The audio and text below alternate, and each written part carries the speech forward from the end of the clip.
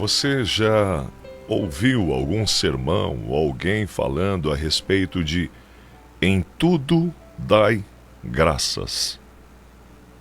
Já ouviu essa expressão? Nós muitas vezes, como cristãos, e todo aquele que acredita em Deus é um cristão, porque é quem crê.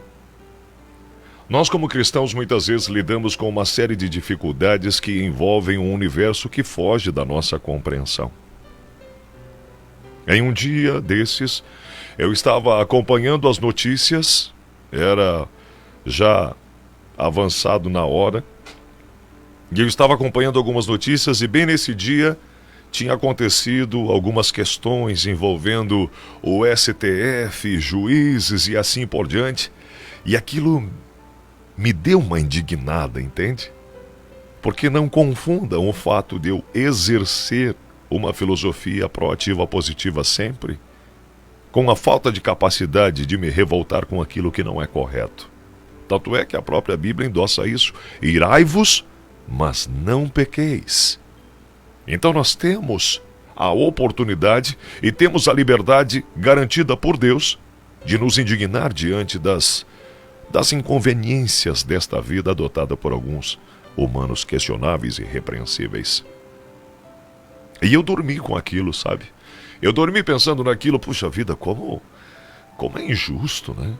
Como isso tudo está acontecendo de uma forma tão escrota, como a gente vai conseguir seguir em frente? Eu dormi com esse espírito e na manhã seguinte eu estava fazendo o meu devocional e o meu devocional naquela manhã envolvia o livro de Romanos. Eu não vou lembrar com riqueza de detalhes agora, mas se não me falha a memória, é o capítulo 11. E ali diz o seguinte, que nós devemos respeitar as autoridades, porque Paulo e Silas assim procederam. E nós só temos a liberdade de não respeitar a autoridade quando o que ela determinar fazer não seja o que Deus espera de nós. Enquanto uma autoridade criar uma lei e essa lei não conflitar com a lei de Deus, então nós devemos obedecer à autoridade, porque esse é o desejo de Deus. E eu pensei, Senhor, como é difícil às vezes seguir a sua palavra. Eu joguei sincero com Deus. Somos amigos há muito tempo. E Ele sabe tudo que vai em meu coração, então não adianta eu dizer, ok, Senhor, seja feita a sua vontade única e exclusivamente. Não, Deus nos dá a liberdade de conversar com Ele.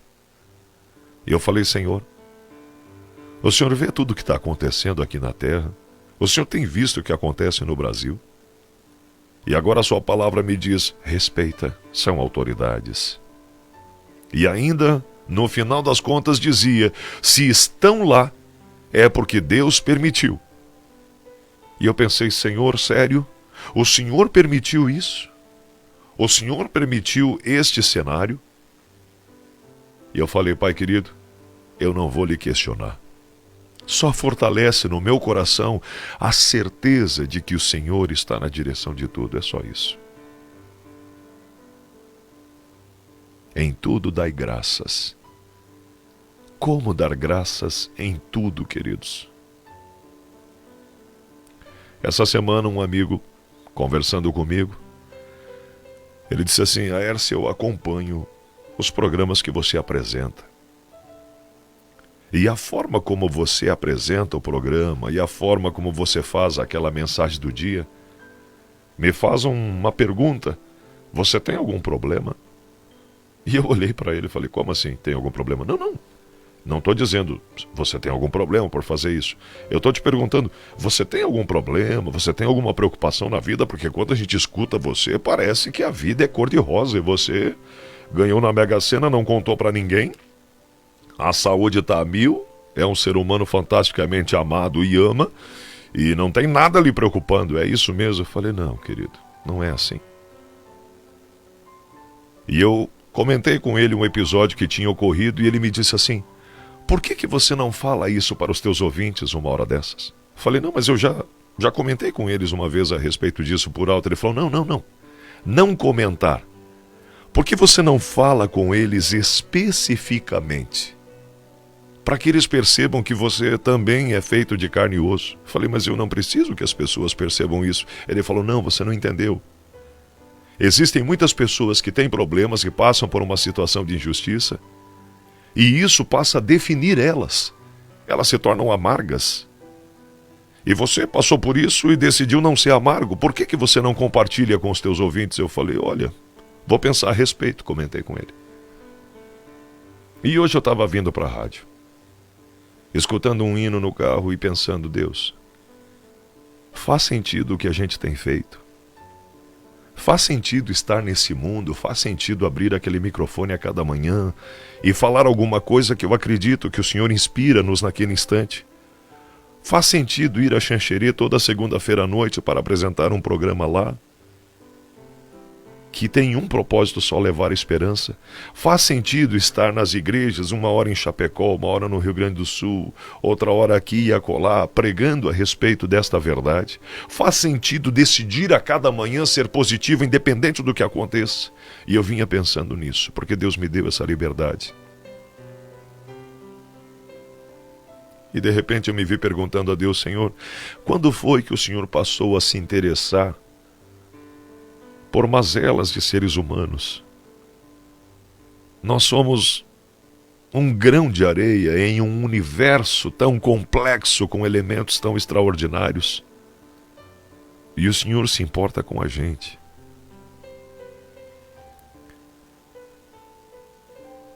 Há pouco mais de um ano e meio atrás, mais ou menos, eu acertei a minha contratação com a rádio que vocês estão ouvindo. Eu tinha ficado 5 anos no Rio Grande do Sul, trabalhando em uma emissora de rádio chamada Luz e Alegria. Sou muito grato a Deus pela oportunidade que tive lá. Mas as coisas foram acontecendo e de repente se encerrou um ciclo. Por um motivo simples. Eu posso estar errado no que penso, mas eu acredito que as coisas precisam te fazer bem, entende? Eu vejo o trabalho mais ou menos como o amor. Precisa te fazer bem. Você precisa estar bem. E então o meu ciclo se encerrou lá. Eu comecei a conversar com a pessoa responsável por essa rádio. E chegamos a um consenso e definimos que eu iria começar a trabalhar. Junto com a minha entrada na emissora que vocês estão ouvindo, eu também fui contratado em uma outra empresa em Chapecó para fazer o corporativo desta empresa e a sua presença digital. Então era uma empresa com milhares de pessoas ligadas a ela, e a minha competência era expandir os produtos, mostrar a presença digital e também dar o treinamento às pessoas. Então, se haveriam eventos, era minha competência preparar o evento, ser o mestre de cerimônia, apresentar o nosso presidente, apresentar um teor, organizar tudo, era minha linha de competência. O som está perfeito, a iluminação está perfeita, a climatização está perfeita, a ordem cronológica dos acontecimentos está aqui, o presidente já está ali, o camarada que vai falar primeiro já está lá, está tudo ok, está tudo ok. Esta era a minha função. E quando eu cheguei aqui, eu tinha uma dificuldade de logística, porque para trabalhar nessa empresa eu era alguém itinerante. Um dia eu estava em um lugar, outro dia estava no outro lugar. Mas para trabalhar em Chapecó, eu precisava estar aqui sempre. Então logo chegamos a uma conclusão de que eu precisava fixar morada aqui. Me fixei aqui, fechei um contrato de aluguel e comecei a morar em Chapecó. Em um lugar que, confesso a vocês, me trouxe algumas tristezas.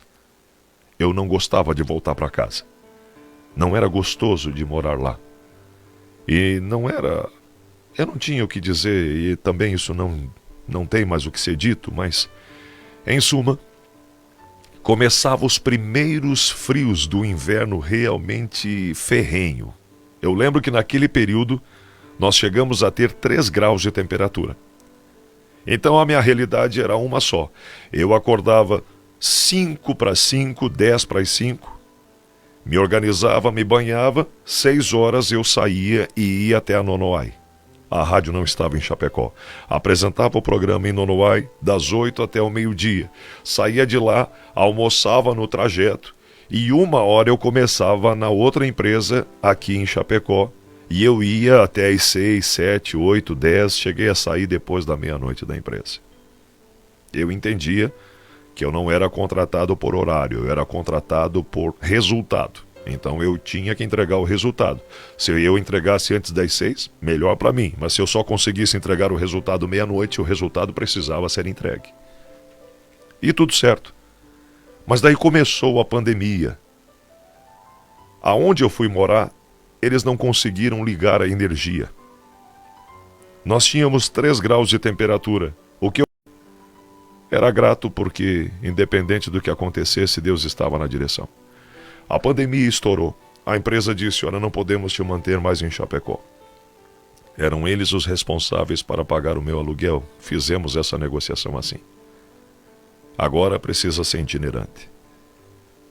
Então, beleza, procurei entrar em contato. Bem naquela época, saiu uma portaria dizendo que se esperava que os contratos e assim tivesse uma flexibilização porque não tinha o que fazer, a pandemia tinha estourado. Nessa época, eu tinha começado a morar em Nonoai, estava morando em Chapecó e então fui morar em Xaxim, onde moro até hoje. Estourou tudo. Eram 2 meses que eu estava dentro daquele apartamento. Quando deu 2 meses e 5 dias, então eu falei para eles, olha, eu preciso sair, a empresa me remanejou. Vocês acham que é possível a gente chegar num consenso? A pessoa disse, não, emite uma nota dizendo que a empresa te remanejou, nós vamos providenciar todas as documentações e se é como você está dizendo, só paga esse último mês de aluguel, que a gente não vai ter problemas. Falei, perfeito, sou grato por isso. Paguei o último mês de aluguel, mesmo tendo morado apenas 5 dias. O aluguel com condomínio e afins beirava os 1.500. Foi pago o valor. E de repente, então, eu segui minha vida, seu curso. Passou uns 30 dias desde que eu tinha saído do apartamento, recebo uma ligação novamente. Aers, eu preciso que você pague esse último boleto, R$180. Por um motivo. Falei, que motivo? Você instalou um ar-condicionado? Falei, de fato instalei, mas não cheguei a usar, mas enfim. Mas ficou um buraco aqui. Você paga? Falei, pago, claro que sim, precisamos ser corretos. R$180 pelo buraco. Paguei. E continuei trabalhando. A empresa que eu estava à tarde começou a enfrentar algumas dificuldades como o mundo inteiro enfrentou. Pandemia. Então começaram algumas coisas a ocorrerem, algumas coisas começaram a mudar de um jeito que não era legal. E passado 3 meses eu recebo algo que veio pelo correio. E ali dizia que um grupo de advogados estava me acionando porque eu precisava pagar uma multa de R$3.000. R$3.000. E eu falei, mas gente... Aí eu tentei conversar com todas as pessoas que no início eu tinha acesso. Ninguém mais foi acessível. Acionei um advogado, que é amigo, e ele falou, não, vamos cuidar dessa defesa. A vida seguiu o seu curso. E essa semana eu recebo uma ligação de alguém dizendo, olha, eu sou advogado aqui do grupo tal, e o senhor precisa pagar. Eu expliquei toda a situação e falei, olha, não é justo. E ele respondeu, eu entendo tua situação. Se é justo ou não é justo, não me diz respeito. Só que realmente você precisa honrar esse compromisso. E eu comecei a pensar, nossa, como o mundo pode ser injusto? Eu paguei tudo o que precisava pagar, me garantiram que estava tudo bem. E agora, 3 meses depois, me acionam uma multa que eu não tenho o que fazer. Não tenho o que recorrer, porque neste mundo é assim. Os grandes que não têm um coração nobre pisam nos pequenos. E eu vi isso nas audiências que tivemos, quando a figura da juíza puxava um saco escancarado. Desculpem a expressão que usei, mas é isso. De quem tem dinheiro. E eu comecei o quadro hoje perguntando para você. Você já ouviu em tudo dar graças? E eu conversava com esse amigo e ele disse, tá, mas você que agradece por tudo, você vai agradecer por isso? Eu falei, sim, claro que vou agradecer. E ele falou, por que você vai agradecer por isso, Hércio? Você foi enganado em algum nível, humilhado, agora vai ter que tirar uma grana de algum lugar? E você ainda tem para agradecer? Falei, sim. Ele falou, vai agradecer pelo quê? Falei, eu vou agradecer por duas coisas. Primeira, porque eu fui o enganado e não aquele que enganou. Segundo, porque eu sirvo um Deus poderoso e Ele jamais vai me desamparar. Então, de alguma forma, esse recurso virá. E ele falou, mas ó, deixa pra lá. Tu vai ver, eles não vão aproveitar isso aí. Isso aí vai dar um ruim pra eles lá na frente. Eu falei, não fale isso. Da nossa boca não pode sair maldição. Somente bênçãos. Somente bênçãos. Eu não espero que eles vão mal por causa disso. Eu só entrego nas mãos de Deus aquilo que não me compete. Mas, queridos, acreditem, meu coração teve dificuldade de aceitar isso. Mas no final das contas eu dobrei os meus joelhos e falei, Deus, eu estou sentindo uma raiva tão grande. Eu estou sentindo uma sensação de impotência tão grande. Só que eu não quero sentir isso. Então eu rendo a você todo esse sentimento ruim e peço que o Senhor inunde o meu coração de coisas boas e que eu possa emanar amor independente do que aconteça. E ontem o advogado desta parte entrou em contato comigo e disse, viu, você tem que pagar. Eu falei, não tem problema, meu querido. Me gera 10 boletos de 300 pila aí e eu pago sim, com muita alegria no coração. Eu falei, é o que eu posso fazer, não vou me fazer pedaço para deixar vocês inteiro. Mas gere isso aí e considere feito. E alguém muito querido disse, mas você vai ficar lembrando por 10 meses que foi injustiçado. Eu falei, não. Eu vou ficar lembrando por 10 meses que mesmo em um ato de injustiça, Deus não me desamparou.